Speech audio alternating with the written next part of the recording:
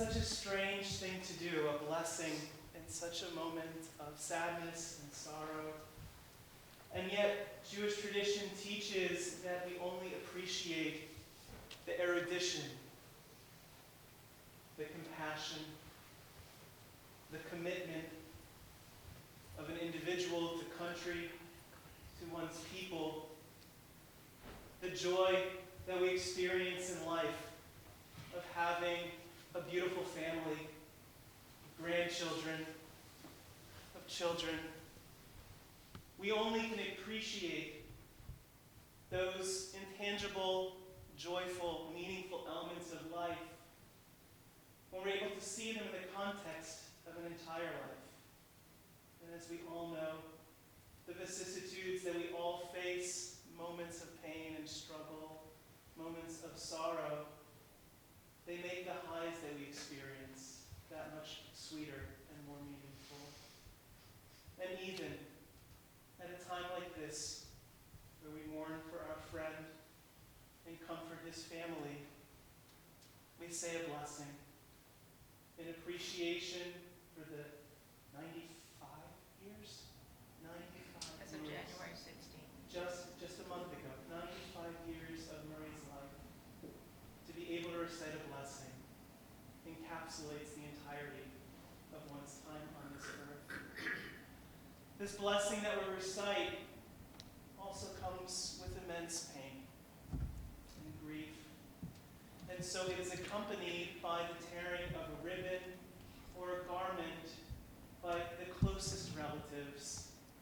Art, who's here, Murray's son, and Sandy, his beloved wife, recognizing that while we say a blessing, we are in grief and we mourn for a true mensch of a man. So I'm going to invite the entire family to rise together.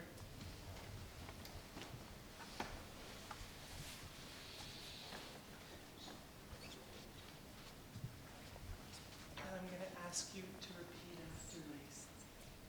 Baruch, Baruch Atah, atah Adonai, Adonai Eloheinu, Eloheinu Melech, melech Ha'olam, haolam Dayan, dayan Ha'emet. ha'emet. And Sandy and Bart, you can take the bottom of the ribbon and just tear it off.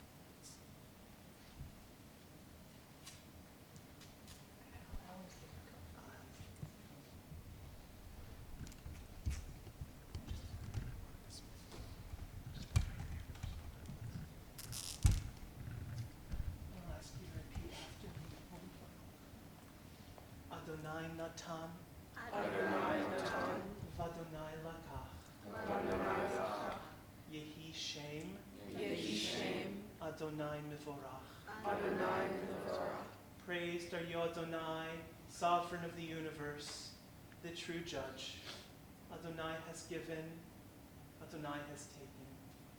Praise be the name, Adonai.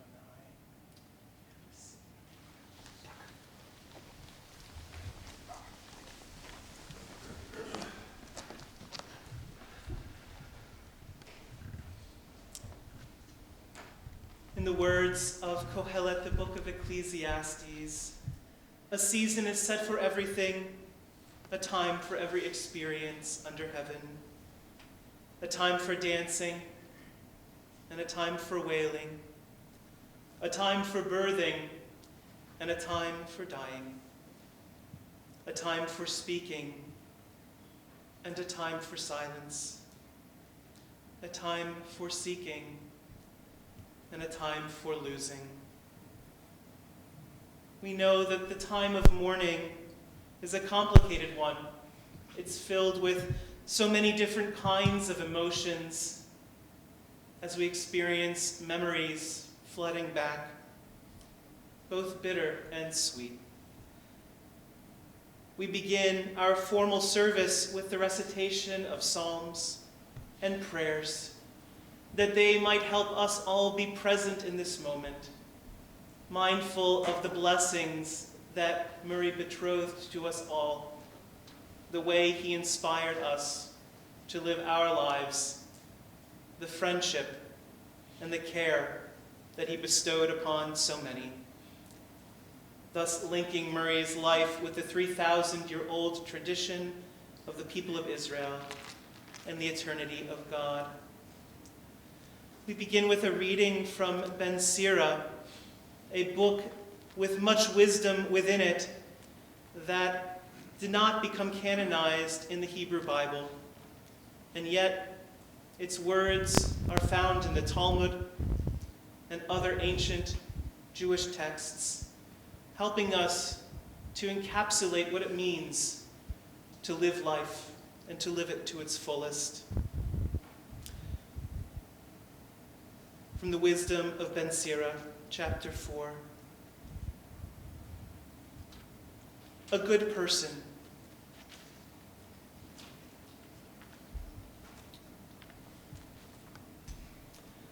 We are all destined to die. We share it with all who ever lived, with all who will ever be. Cry for the dead. Hide not your grief.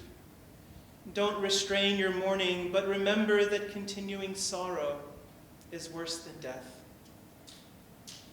When the dead are at rest, let their memory be a source of peace, and be consoled when the soul departs. Death is better than a life of pain, and eternal rest better than constant sickness. Let us not seek to understand what is too difficult for us, nor search for what is hidden, nor be preoccupied with what is beyond, for we have been shown more than we can comprehend. As a drop of water in the sea, as a grain of sand on the shore, are our few days in eternity. The good things in life last for a short time, but a good reputation, a good name, a name earned by Murray Dolmatch, endures forever. There are so many Jewish teachings concerned with the value of a good name, a Shem Tov. I had the opportunity to let some of Murray's family know the kinds of words that have been spoken to me over the past couple of days as people learned of Murray's death. People telling me that he was brilliant, that he was a mensch, that he was a good friend, that he served his country honorably. These are the qualities that earn an individual a Shem Tov, a reputation earned through character and one's good deeds of righteousness and compassion. A Shem Tov, a good name, is not something a publicist or a public relations firm can give you. It's a consequence of who you are. Honor a person for what he is, but honor him more for what he does. Honor not a man for his possessions. Honor him for the right use he makes of them. If one is blessed with wisdom as well as riches, his wisdom will guide him to share his blessings with others. Riches often make themselves wings like an eagle that flies toward heaven, for riches are not everlasting. Even the crown of royalty does not endure forever. People heap up riches and know not who shall gather them. Store up for yourself a treasure of righteousness and love, and it will be your most priceless possession. Better than the fragrance of precious oil is the fragrance of a good name. A good name is to be chosen above wealth and character rather than silver and gold. Blessed is the one who bequeaths a good name to his descendants. There are 3 crowns: the crown of Torah, the crown of priesthood, and the crown of royalty. But the crown of a good name excels them all. Even a long life ends too soon, but a good name endures forever. Blessed is he whose noble deeds remain his memorial after his life on earth has ended. For the righteous need no monuments. Their deeds are their memorial. And so it is, and so it shall be. For Marie Dolmatch.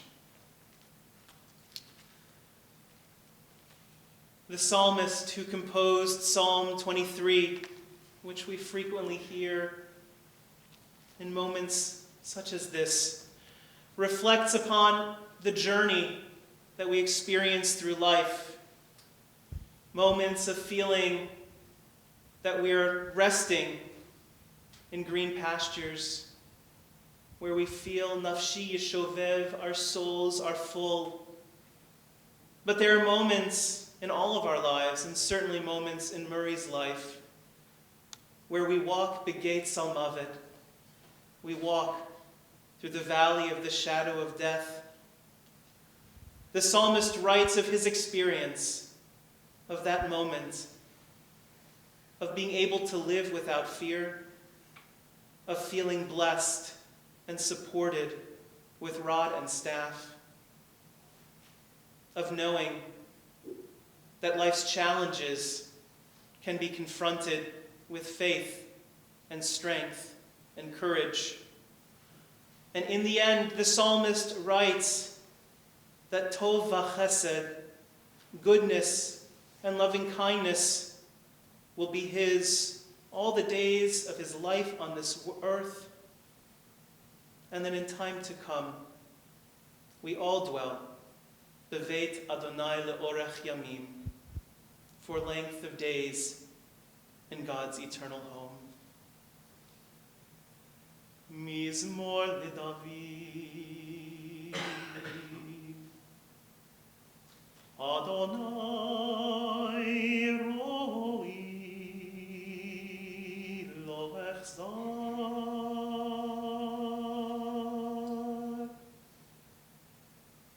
binot tesher bitzeni,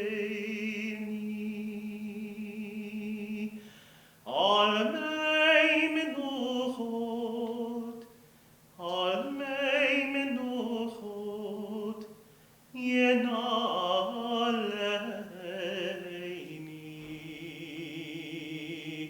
נפשי ישובב ישובב, ינחני במעגלי צדק, ינחני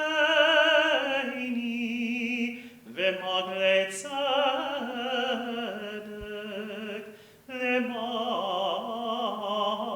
שמו.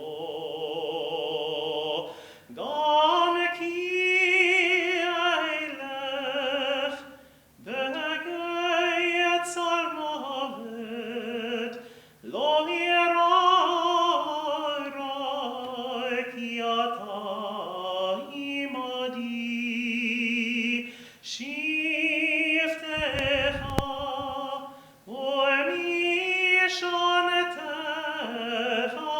המה ינחמוני.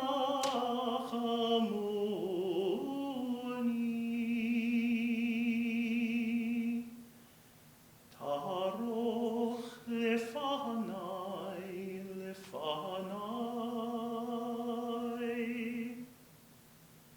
שולחן נגד צורריי,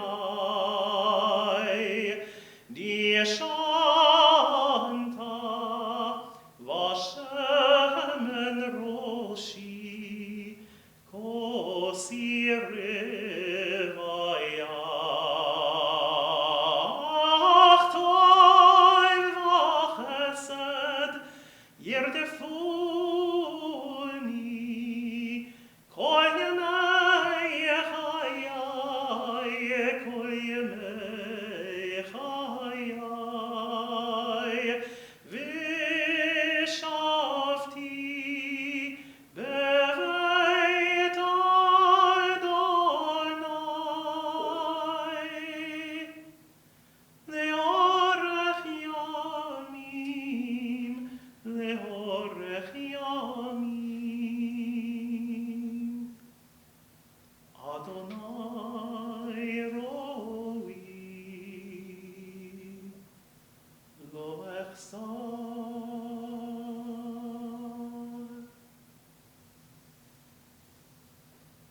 a psalm of David.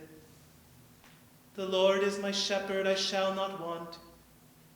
He makes me lie down in green pastures. He leads me beside still waters. He restores my soul. He leads me in paths of righteousness for his name's sake. Even when I walk through the valley of the shadow of death, I fear no evil, for you are with me. Your rod and your staff comfort me. You prepare a table before me in the presence of my enemies. You anoint my head with oil. My cup runs over.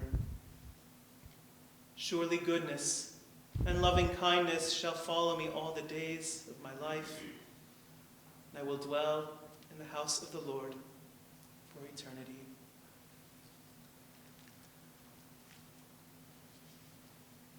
I was blessed to know Murray for about 5 years.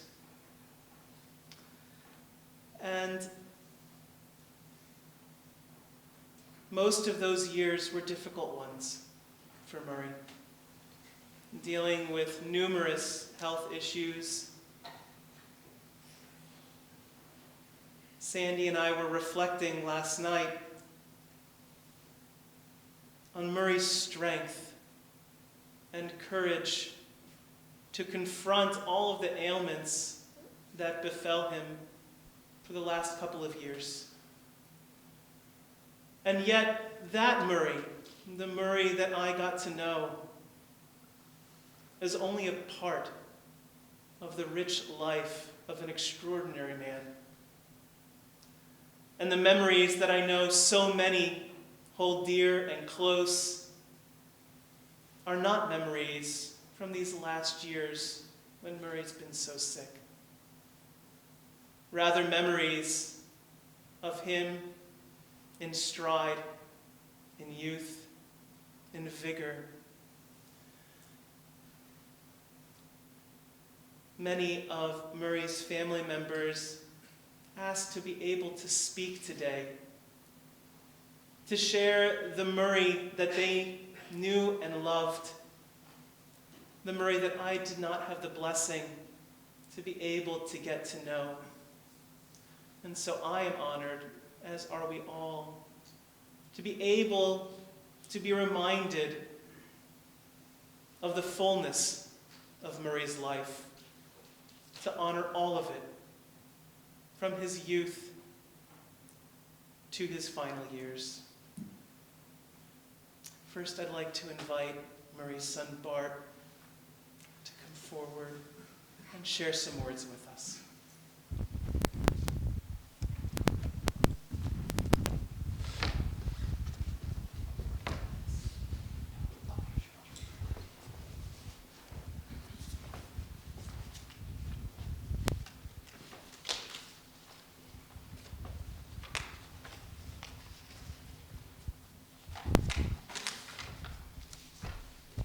Thank you all for coming here today. I'll share some thoughts and words about my father, and then I'll also read some words that my sister Judy, Murray's only daughter, sent. She's not here today. The last 3 years have been a difficult time for Murray and a difficult way to end a beautiful journey. But rather than recount those moments, I'd like to remember my dad in the early years and tell you about the days when things were very much different. It was after the Russian Revolution, 1920 or so, when life was no more safe or certain, that my father's family made the difficult and dangerous journey from a small town outside of Kiev to America. About 40 people traveled over land and by sea. It was on board the steamship Saxonia in British territorial waters that my grandmother gave birth to Morris Dolmatch. Arriving in America through Ellis Island, the family continued to the Midwest, Indianapolis, I believe, where my grandfather, Dave, had relatives. However, after a short while, and perhaps because it was Indianapolis in the 1920s, the family returned to New York, to Brooklyn specifically. And there, Grandpa Dave opened a 5 and dime in Flatbush and made enough to support the family. My dad was joined several years later by his sister, Peggy, who now now lives in Southern California at age 90. Morris, or Murray as he preferred, was a top student. In fact, I've actually been to his high school and seen my dad's name inscribed on a permanent plaque at the James Madison High School in Brooklyn, noting that he was an honor student. Growing up in Brooklyn in the 1930s was probably not so easy given the Great Depression. Dad enlisted in the Army and fought in World War II, where he was a part of the weather forecasting unit that successfully predicted a break in the weather so that our troops could land on the Normandy beaches, D-Day. A few days after the first landing, my dad also joined the land troops. He and his unit found their way over war-ravaged French countryside, dodging or fighting the Nazis until they reached a liberated Paris. After the war, Dad returned to Brooklyn, married my mother Rosalie, and took a few different post-war jobs.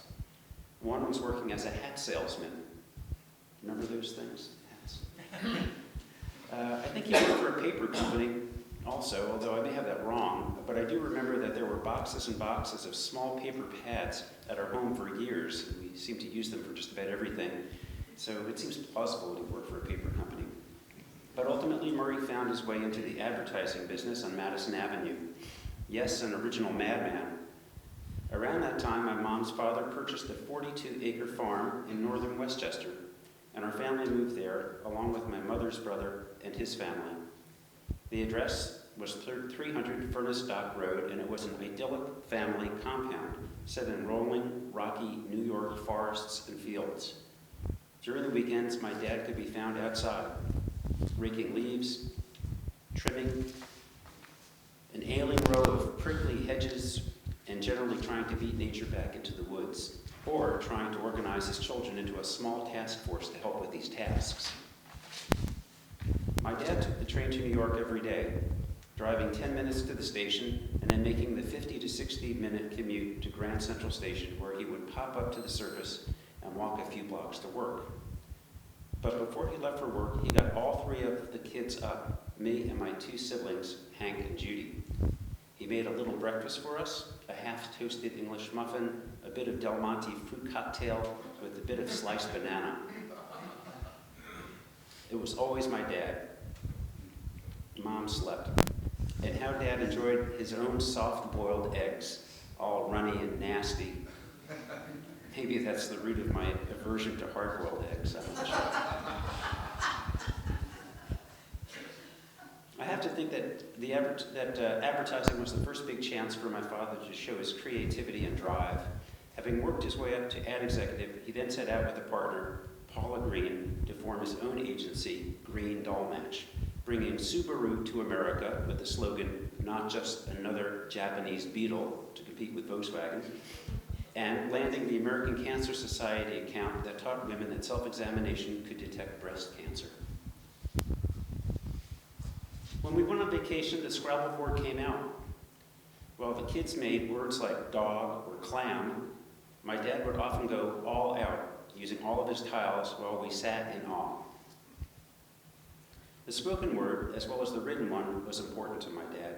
At home, Dad made sure that we all spoke properly.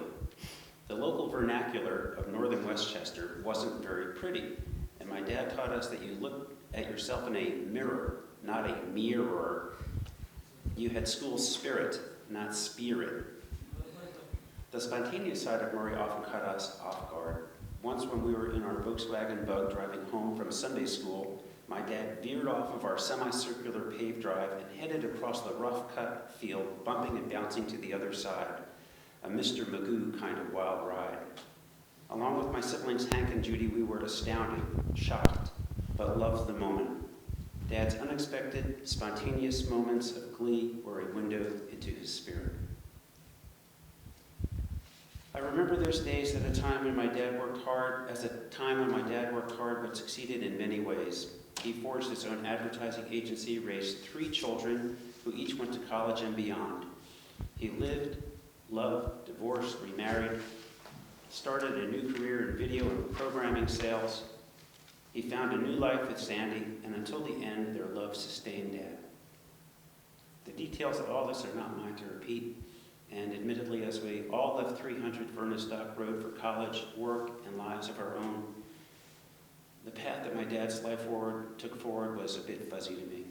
The distance and distractions made it so. But now, here at the end, I recall that spontaneous spirit, hard work, honesty, joy, and creativity that were so evident in my father. And I will continue to live my life in a way that my dad would have wanted. I will so miss my father, but now I am content that he is at peace, having lived a full life to the last possible moment.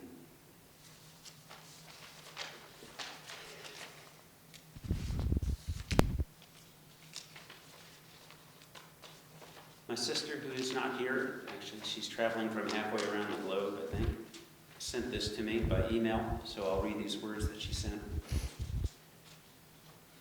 Greetings to you, family and friends of Murray and Sandy. I am writing these words to you from Bali, where I have been on retreat and traveling for the past 4 weeks. I regret that I cannot be with you today for this sacred ceremony and to bury my father. Thank you for your presence and the love you have shown to my father over the years, and for the support you are showing to Sandy and our family now. Is there an auspicious time to die? I would like to think yes, and Murray was uncanny in his timing. Not only did he live to share Valentine's Day with his beloved Queen Sandy, but he also made this day of love special for all of us that it willingly evokes this memory for years to come. Something you likely don't know is that here in Bali, there is a holy day when all families welcome back the spirits of their ancestors. 10 days later, similar to the timing of Rosh Hashanah and Yom Kippur, there is another holy day when the ancestor spirits return to where they came. My father died precisely in the middle of these 2 holy days in Bali. I would like to imagine that my father's ancestors have come to claim Murray and escort him to where they reside. After all, he was always up for a new adventure. Mostly, this idea comforts me to imagine that he is not alone, but in loving company as he leaves this world. To that end, I must acknowledge Sandy, who has been the most devoted wife I have ever known. She created a home for my father so filled with joy, humor, curiosity, and care that it is easy to say that he had the best marriage possible. Such a bond is rare, and it is to her that I bow in gratitude and humility for making my father's life so fulfilled.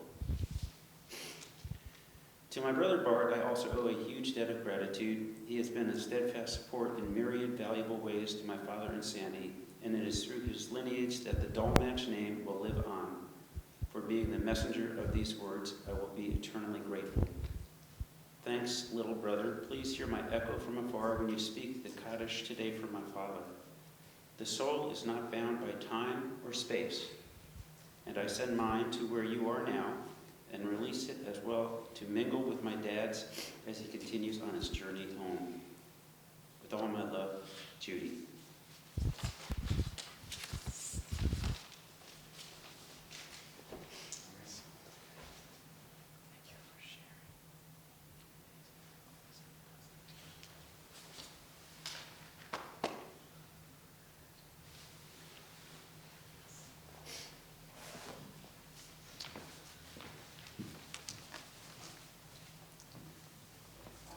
Murray was also blessed to have Michael and Jordan in his life. Another gift that came from choosing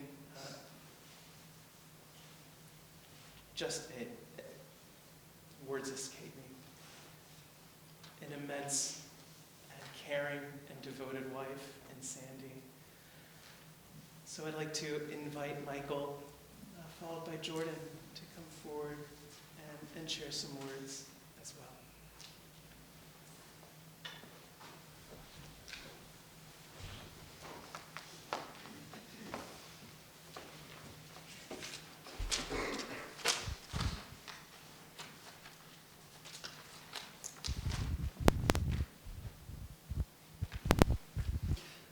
Good morning. Thank you all for coming. I had the honor of being one of Murray's stepsons. I guess I'm partly responsible for my mom's fortuitous meeting with Murray in 1982. I was attending Tel Aviv University in Israel after visiting me during the high holidays. my mom had a stopover in France. It was in a small cafe on the left bank in Paris that Murray spilled soup on my mom. And my mom needed help reading the menu. In that precious moment, a love sparked between my mom and Murray that turned into a love that burned until his passing on Valentine's Day. Murray gave his heart to my mom for 37 years and brought so much joy, color, and adventure into her life. In 1992, I was honored when he gave me an apprenticeship in his business and taught me how to be a gentleman. Murray was a pappy to Josh, Morgan, Tucker, August, and David. He was the head of our table for holidays and celebrations. He took us to faraway and exotic and not so exotic places like New York, Mexico, Dallas, Kauai, Israel, Cannes, Paris, and London. He taught me how to keep my eye on the ball, both in tennis and in life. Murray selflessly stepped into the role of father after Jordan and I lost our own too soon. It didn't come without its frustrations and hiccups. He was incredibly patient with me and allowed me to define myself and chastised me with dignity when I strayed too far from the path. Murray was a mentor, a role model, and my mother's lover all at the same time. He knew how to turn an ode into a lullaby. His last few years had to have been so painful and frustrating, walking between the man he used to be and the convalescent that he had become. Murray even mastered to do it with grace. We should all be in awe and envy of the rich and long life Murray was able to have. And yesterday, while I was going through some of Murray's papers, he was a very prolific writer. So I want to share some of his own words with him. And this goes back to, as Bart said, his time in Paris and in France in 1944. And he captioned this, "The day I nearly died." And I hope I can do it with Murray's gravitas and the tone that he used to speak to us all with, and do it justice. 2 days after my liberation of Paris, after the liberation of Paris on August 25th, 1944, we were only about 25 miles away. By luck, George Bassett and I were given an overnight's pass. George was from Paterson, New Jersey, smart and confident. As we were both from the New York area, we felt we had a lot in common and often reminisced about our experiences in the city. It was a bright and sunny day, and while war was going on not very far away, there was a festive, optimistic spirit in the air. We stood at the roadside for only about 10 minutes, thumbing our way when a British lorry pulled over and waved for us to pile on. The British lorry is like a box on 4 tires, unlike the popular U.S. Army 2.5 truck, which has 2 tires in front and 2 pairs of tires in the rear. The floor of the lorry was covered with dozens of 5-gallon jerry cans filled with gasoline, so we sat perched on top of the cans. We trundled along for a while, and the lorry stopped again to pick up 2 French soldiers. They were a happy, joyful pair, enjoying their moment of triumph after 4 years in England. They introduced themselves as Lawrence and Olivier, and we had a good laugh when I told them in a fractured French that their names reminded me of Stan Laurel and Oliver Hardy, the Laurel and Hardy comedy team we all remembered. We offered them some American cigarettes, which they immediately lit up and told us they were a lot easier to smoke than the usual Gaulois brand. Soon we were in Versailles, and the lorry was bumping over the cobblestone pavement. Suddenly the right tire blew out and the lorry began to veer and tilt. We sat there dumbstruck as the entire truck turned completely over out and tumbled the jerry cans, some of which broke and began to leak. A passing convoy pulled over and men began to shout and threw off the cans which covered us. Lawrence and Olivier were moaning at, "Au secours, help, help," but arose, shook themselves and departed without another word.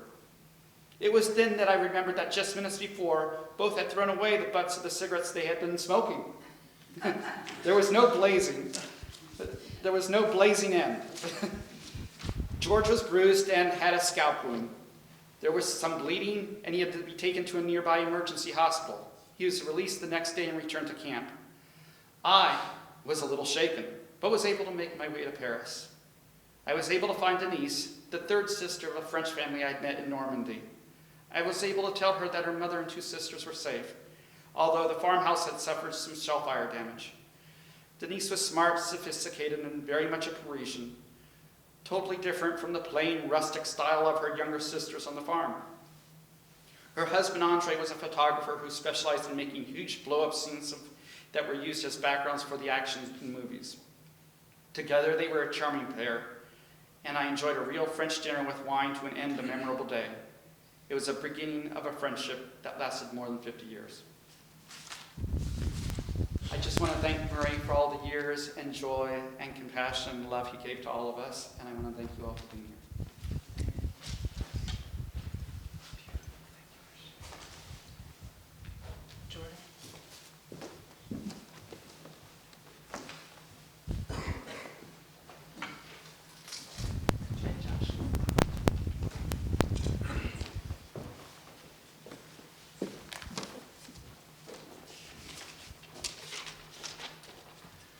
It's been a long time since I've been here, so my world is so last time I went to the Beth David. Funny how the circle of life comes around. Today is one of those days. I think the rabbi said last night, little things will happen. You might not mourn now, you might not feel the emotions now, but little moments, little times, it just kind of pops up. And I don't think you could really feel the truth on that. That was beautiful. So last night when I went home, my son and I, we kind of wrote this together. And so I kind of almost looked for him to advise on, does this sound good? Is this okay? And he was very good at it. He was very good in the moment of helping to write, a short memoir, what we have to say now. Murray came into our life when we were older. And it's always strange when you're older and a man comes into your life that's like a father figure. It takes many, many years, I think, to accept somebody into your life as a father figure when you've kind of matured already as a human being.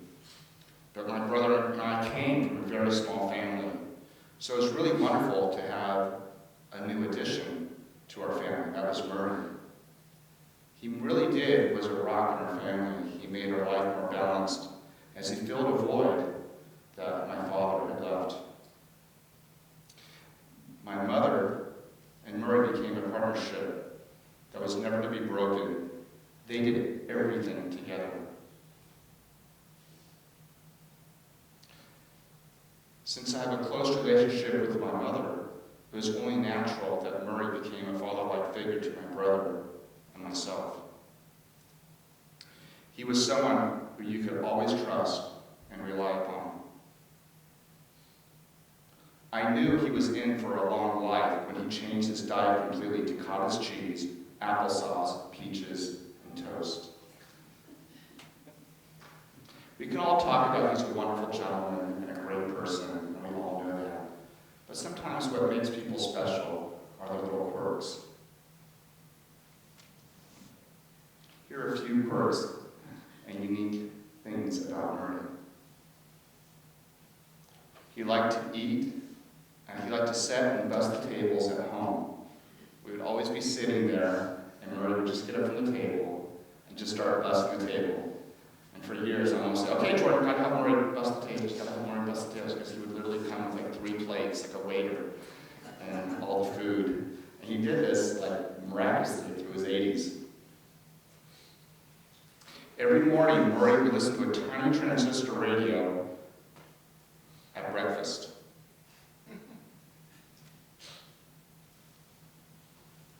Instead of using a standard calendar, I think you're right, Bart, he did probably come from the paper business because he always had pencils and yellow 11 and a half, whatever, like 12 pieces of paper, sheets of paper.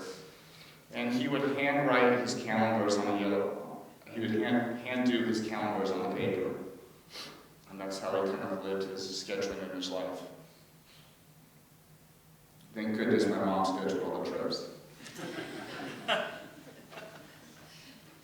He would also clean and organize his desk on a daily basis. Whenever you walked into the office, it was always clean, always ready for the next day. Every pencil, every piece of paper clip was put in its right area. And one of the most miraculous things, I think, was Murray's memory. He could memorize things that he would recite lines that it's very hard to memorize a lot of things, but he really memorized jokes very well. And I think he always had a new joke at the table, the dinner table, at least on a weekly basis. My wife, Patty, and I, and Joshua will always remember the moment. Actually, you don't remember this. We'll always remember the moment that Murray walked my wife, Patty, down the aisle at our wedding. Thank you, Patty, for all your love and support the last few years. I know it hasn't been easy being a supportive wife in these strange, odd, and difficult times. Most of all, Murray was soft-spoken. When he did speak, he spoke wisely, intellectually, and with a demeanor that very few have. We love you, Murray, and we miss you greatly.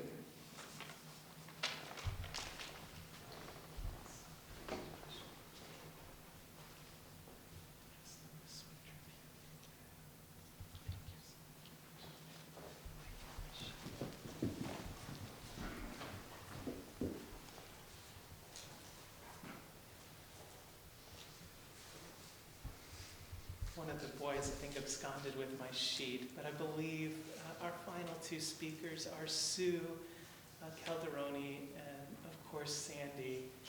Did I miss anyone? Okay. We'll invite Sue Calderoni, a good friend of Murray and Sandy's, to come forward to share a couple of words.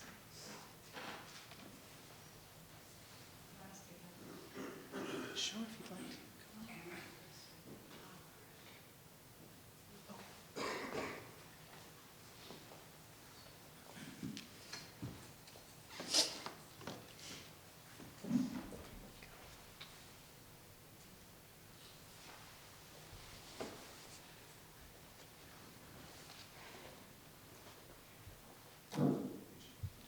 Thank you all for coming to honor Murray's memory.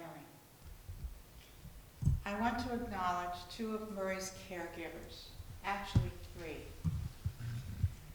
who are with us today. Maria, who began with us when Josh was just in nursery school and came to assist me in Murray's care. And after he entered the Saratoga Skilled Nursing Facility, Maria continued to take care of Murray and visit him without any recompense.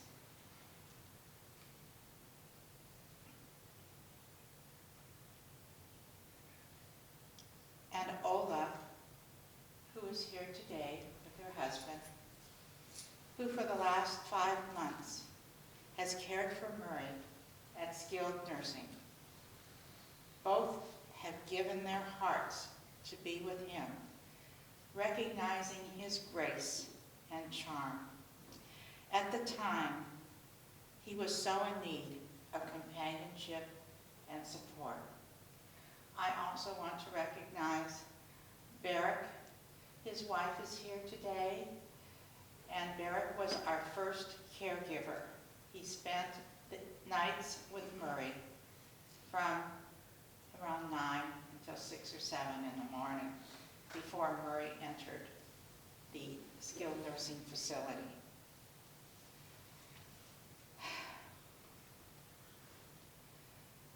We have gathered here to honor a very special man, a force of nature. I have lost my best friend and my mentor. Murray taught me how to live and how to love. I think the best thing he did for me, because I was in such a bad place at the time I met him, that he taught me how to feel good about myself, to like myself, not to judge, but to respect others. The glass was always half full, never half empty. After visiting with Murray, you also would walk away feeling better about yourself. He raised your self-esteem. David, Morgan, Tucker,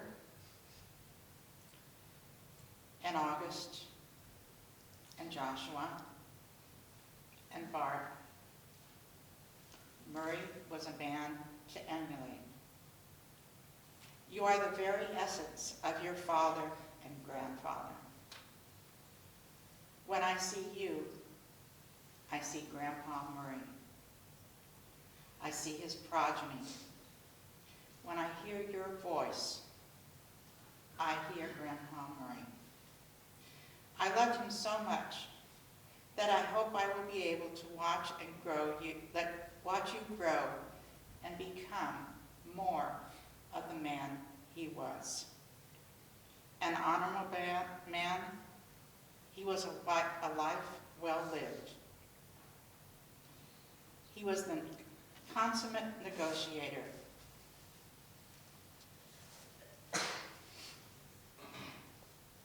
He treated his body with respect, ate a healthy diet, and exercised until he was 93 and a half. He loved books and was forever curious, researching new people to meet and places to go. He hated to be bored. He always found ways to entertain himself, creating new careers and challenges even when he turned 60 years old. He was a forgiving man. I urge you also to be forgiving. Whatever injustices you may experience in your life, the baggage you carry will prevent you from going on until you embrace the goodness of the other's heart. I look forward to sharing your life and watching you grow into the person he would be proud to call his grandchildren. This is a poem by Edna St. Vincent Millay.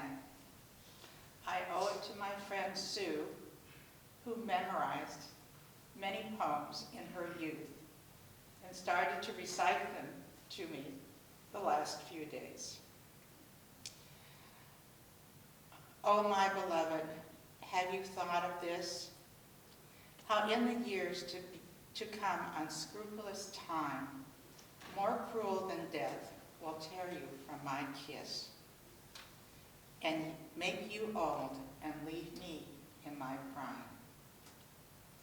How you and I, who scaled together yet a little while the sweet immortal height, no pilgrim may remember to forget.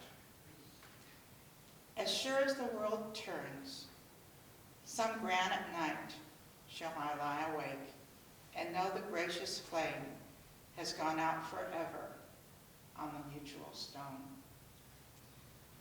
And I call to mind that on the day you came, I was a youth and you were a hero grown. And the night passed and the strange morning break upon our anguish for each other's sake. Edna St. Vincent Millay. She couldn't have said it better. Thank you.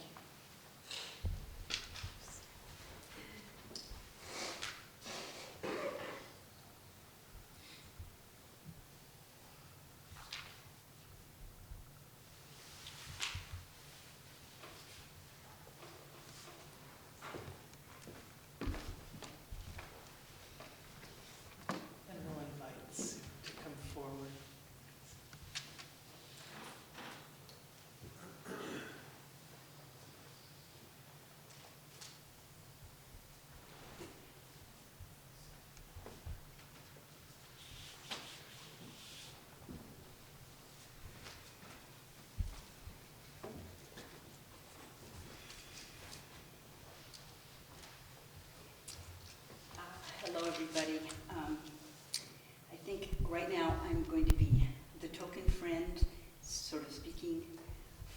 everyone. He had many friends. He was just loved by so many people.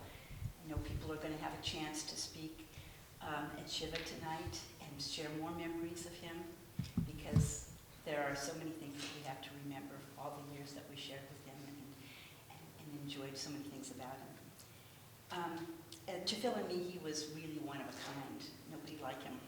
Witty, curious. Can you hear me? He was witty, curious, urbane, intellectual, kind, adventurous, a good sport. He was a creator of memorable martinis.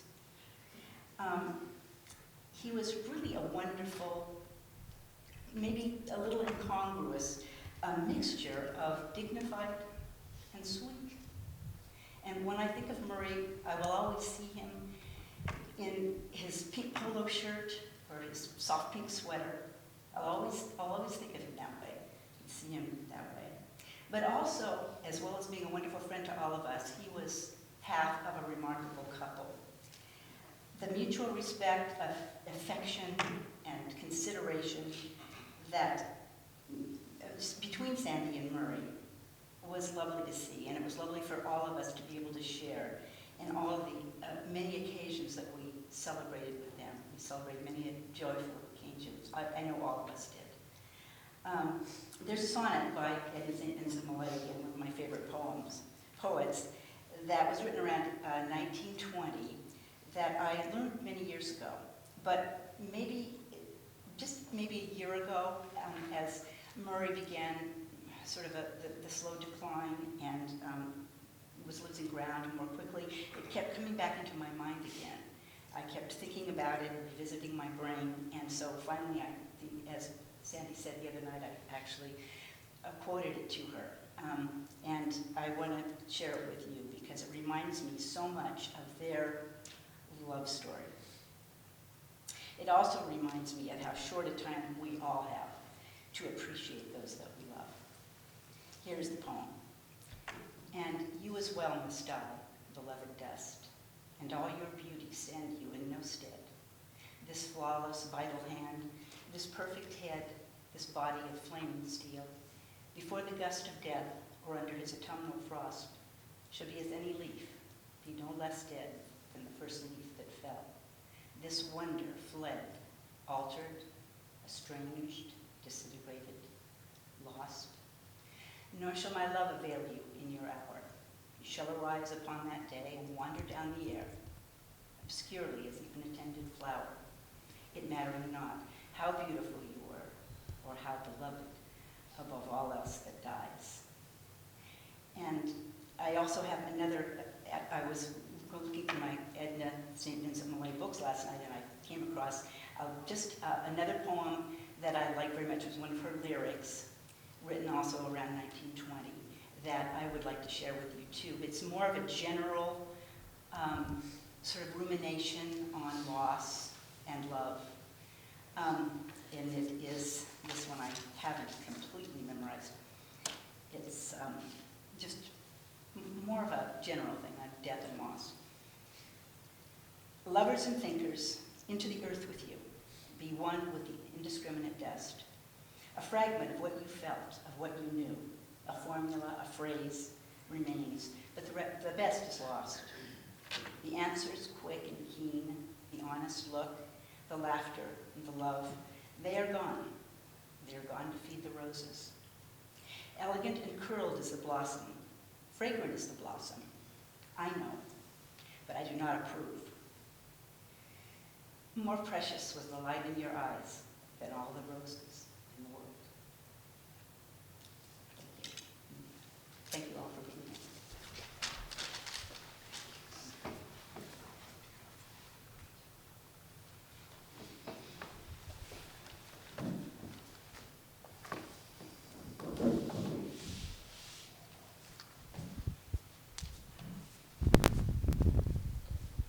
The Jewish memorial prayer echoes the sentiment, so many of the sentiments that have been shared by Murray's beloved family, his friend Sue.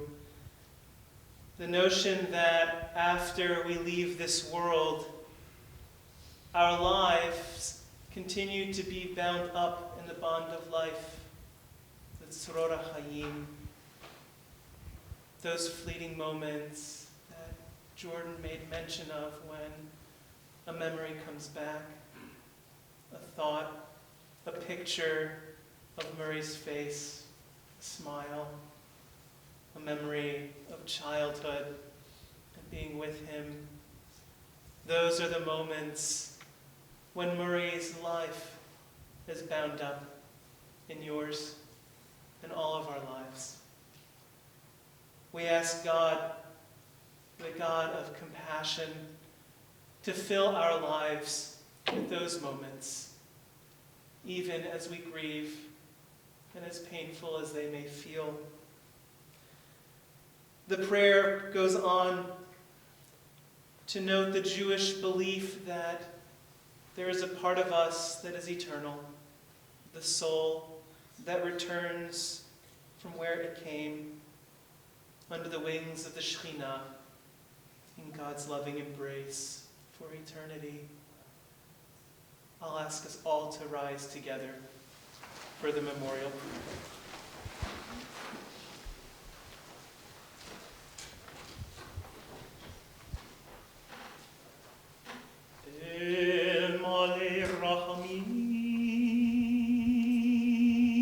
שוכן במרומים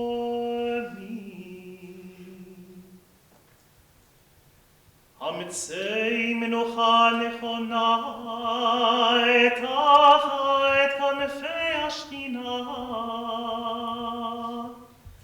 במעלות קדושים וטהורים כזוהר הרקיע מזהירים את נשמת משה בן דוד שלח לעולמו בגן עדן נטי מנוחתו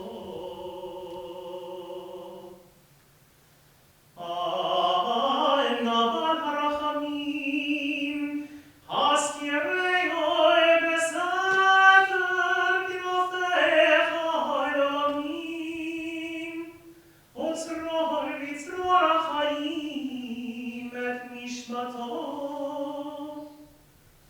אדוני הוא נחלתו וינוח בשלום על משכבו ונאמר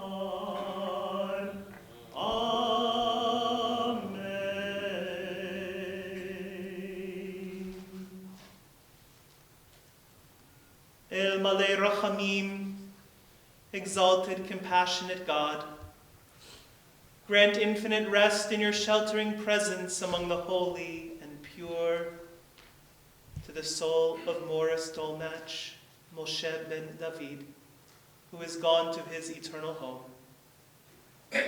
Merciful One, we ask that our loved one find perfect peace in your eternal embrace. May his soul be bound up in the bond of life. May he rest in peace. And let us say, Amen. I invite Jim from Sinai Memorial Chapel to come forward to make a couple of announcements as we prepare to move to the cemetery.